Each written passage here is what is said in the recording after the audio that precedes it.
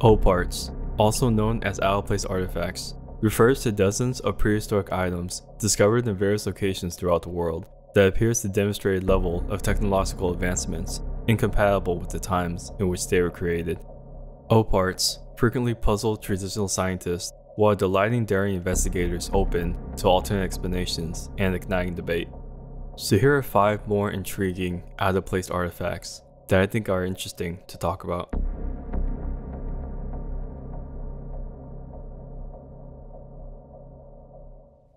The Map of Antarctica. The Map of Antarctica, also known as the Botch Map, is an 18th century map that is believed to properly portray Antarctica before it was covered by ice. It has also been suggested that this map is proof that an early civilization mapped Antarctica without ice, and that the Botch Map was based on this ancient source.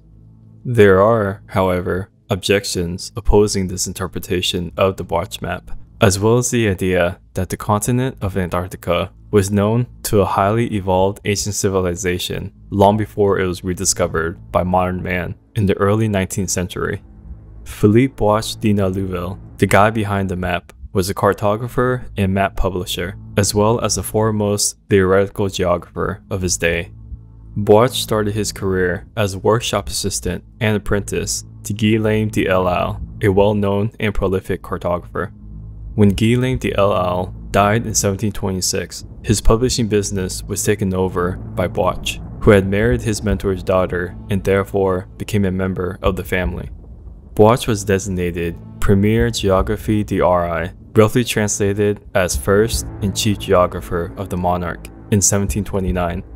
Bosch was elected to the Académie des Sciences as Guillaume de L'Isle's successor the following year. Bosch is believed to have used geographical knowledge, intellectual research, the journals of contemporary explorers and missionaries, as well as first-hand astronomical observations to create his maps. He drew several conclusions from these. One of Bosch's conclusions that proved to be correct, for example, was the presence of Alaska and the Bering Strait. However, not all of Bosch's theories were correct. One example is the alleged existence of a central Antarctic Sea. The map has been argued that it accurately portrays the subglacial topography of Antarctica. A claim that is said to have its origins in Charles Hapgood's 1966 book, Maps of the Ancient Sea Kings. It has also been alleged that Bosch used a map or maps that are either constructed or found. One issue against this view is that no one knows for certain what the subglacial Antarctica terrain looks like. At the moment, there's no way to assess the accuracy that the Bosch map truly depicts the subglacial Antarctica shoreline. Furthermore, there are several variations between the Bosch map and other maps, which claims to depict the terrain of an ice-free Antarctica. 2,000-year-old earthquake detector. Zhong Heng lived in China during the Han era and is remembered as a scholar in a variety of subjects. Among other fields of study and artistic pursuits, he dabbled in astronomy, mathematics, science, engineering, mapping, and poetry. He worked as a government official for most of his adult life and was invited to the imperial court in his mid-30s by Emperor Ang in recognition of his mathematic genius.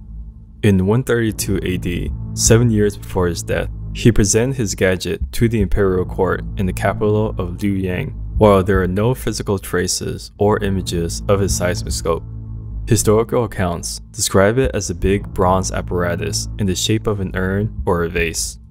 On the outside of this were 8 dragons, each holding a bronze ball in its jaw. Directly beneath these mythical images were 8 bronze toads, mouths agape to catch any falling balls. The inner workings of the seismoscope are a little murky in ancient writings. However, it's widely assumed that a pendulum hung inside the hollow body of the seismoscope, with lever mechanisms connected to each of the dragons flanking it on all sides. An earthquake's shockwave would drive the pendulum to swing, activating one of the devices inside. The appropriate dragon would give the toad its ball, telling the court not only that an earthquake has happened, but also from which general direction the vibrations originated. Because each dragon and toad corresponded to a compass point, north, northwest, west, and so on. The government knew where to send aid. The invention of Zongheng was initially met with skepticism. His opinion on certain topics made him unpopular among some of his peers, and to make matters worse, his seismoscope was unproven.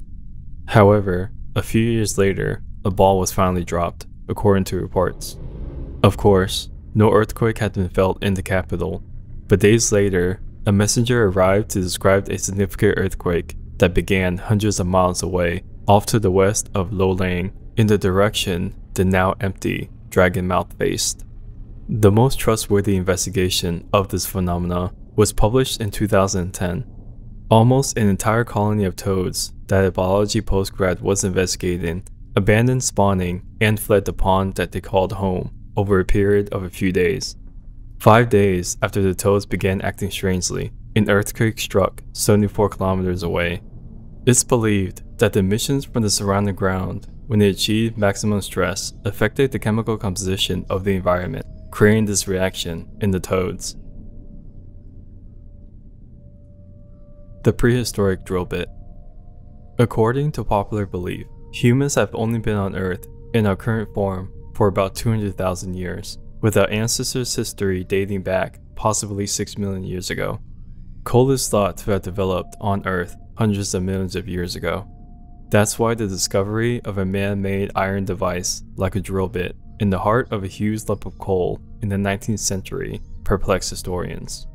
Before coal was developed, a man-made tool as advanced as those used in the 19th century was deposited in the organic material that generated it.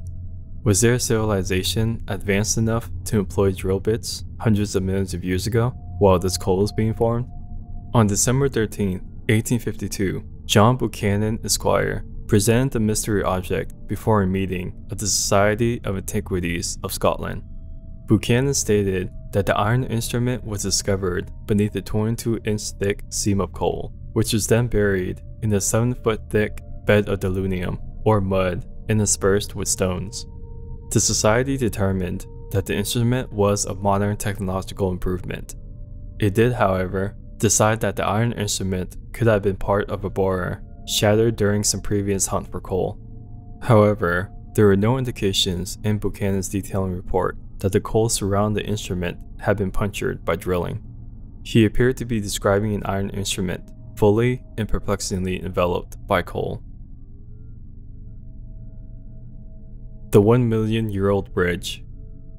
The NASA shuttle captured images of a fascinating old bridge that connected India and Sri Lanka.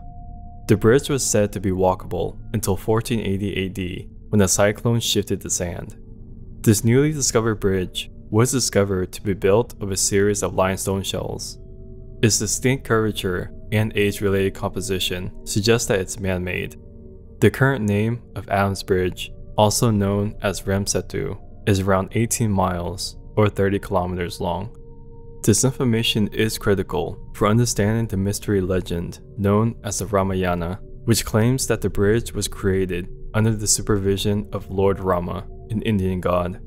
This bridge begins as a chain of shoals from India's Pambam Islands Dhanaskudi's tip and ends at Sri Lanka's Manor Island.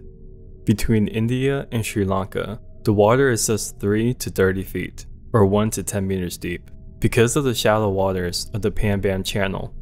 This bridge poses a navigational challenge because large ships cannot travel there. The discovery of this bridge is significant, not only for archaeologists, but also allows the rest of the world to learn about an old past tied to Indian mythology. Heaven Skystones. In 1990, an anthropologist and geologist by the name of Angelo Bertoni made a fascinating discovery in Sierra Leone, West Africa, during one of his visits to an ancient tribe. Bertoni had spent time with the local tribesmen, and they told him a story about the heavens falling from the sky and landing onto Earth. The local tribesmen took him to the area where the extraterrestrial objects had landed, and what he saw was a very strange triangular stone formation. These stones had a very deep, saturated blue color with white veins. Bertoni had sent the stones to multiple laboratories at the University of Rome, Geneva, Germany, and Tokyo to get it tested, and each laboratory came back with the same results, being that this blue stone should not exist. So what exactly do scientists mean when they said that this stone shouldn't exist? According to the analyst, the stone's composition is far from anything that exists on Earth. The stone is primarily made up of 77% oxygen, 20% carbon, and 3% traces of other elements such as calcium, sodium, silicon, and carbon. It has an elemental composition that is more similarly compared to concrete or stucco and weighs comparably lighter than stones of similar sizes. Petoni collected samples and sent them to many collectors, dealers, and researchers, which eventually found its way to a rare gem dealer in Hong Kong by the name of Arthur. Arthur sent his sample of the skystone to Dr. Peretti, the owner of GRS Swiss Labs, and regarded as one of the most respected gemologists in the world. Dr. Peretti stated that he was only able to identify a few of the major elements stated earlier, but he was unable to identify the rest of the stone due to not being in his database, as well as not having any terrestrial link. He believes that the skystone may in fact be artificial. The stones have been found in soil layers dating to as far back as 17,000 years or further, and is theorized to have been part of an asteroid that struck our planet in the past. It's interesting how the local legends came to be about the heavens falling from the sky when this event happened thousands of years ago. Currently, there's more research being done to uncover more answers about this mysterious stone, with the sample being sent to an expert meteorologist at the University of Washington's Earth and Space Science. As of yet, there hasn't been an update on the result of the analysis, but it's definitely something interesting that I'll be following up on in the near future. What do you think this skystone is? Do you think it's a piece of space rock that was a part of an asteroid from outside our planet? Let me know your thoughts in the comments below. Out-of-place artifacts are frequently of interest to creationists and others seeking evidence to contradict the idea of evolution. They're also used to support religious accounts of prehistory, ancient astronaut beliefs, or the notion of vanished civilizations with knowledge or technology superior to our own.